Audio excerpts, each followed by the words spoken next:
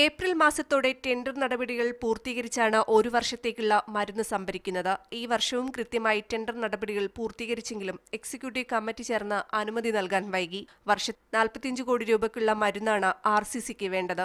അനുമതി വൈകിയതോടെ മരുന്ന് കിട്ടാതെയായി. രക്താർബുദത്തിന് ദിവസവും 4 തവണ എടുക്കേണ്ട സിലോനം ഇഞ്ചക്ഷൻ കിട്ടാനില്ലെന്ന് രോഗികൾ പറയുന്നു. ഈ ഇഞ്ചക്ഷന് വിപണിയിൽ 1250 രൂപയാണ് വില.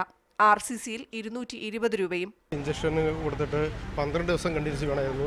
അതിൽ 4 ദിവസമാണ് എനിക്കിവിടെ സിലോനം കിട്ടിയിരിക്കുന്നത്. ഇവിടെ ഈ കോമ്പൗണ്ടിൽ 4 മെയിൻ മെഡിക്കൽ സ്റ്റോറുണ്ട്. ഒന്ന് RCCയുടെ മെഡിക്കൽ സ്റ്റോർ, പിന്നെ SATയുടെ, അതല്ലാതെ കമ്മ്യൂണിറ്റി മെഡിക്കൽ സ്റ്റോർ 2 ഉണ്ട്. ഈ 4 സ്ഥലത്തും ഇല്ലായിരുന്നു. സിലോനം 500 ഇഞ്ചക്ഷൻ കാരുണ്യ ഫാർമസിയിലും കിട്ടാനില്ല. പകരം ഉപയോഗിക്കുന്ന സിലോമാക്കിന് കാരുണ്യയിൽ 1236 രൂപയാണ് വില. എക്സിക്യൂട്ടീവ് യോഗം ചേരാൻ വൈകിയതുമൂലമാണ് ടെൻഡർ വൈകിയതെന്ന് RCC MD doctor Paul Sebastian പറഞ്ഞു. എക്സിക്യൂട്ടീവ് കമ്മിറ്റിയിലെ ശീതസമരമാണ് ടെൻഡർ അനുമതി വൈകിച്ചതെന്നും ആക്ഷേപമുണ്ട്. സഫീറ മഠത്തിലകത്ത്, മീഡിയ 1, തിരുവനന്തപുരം.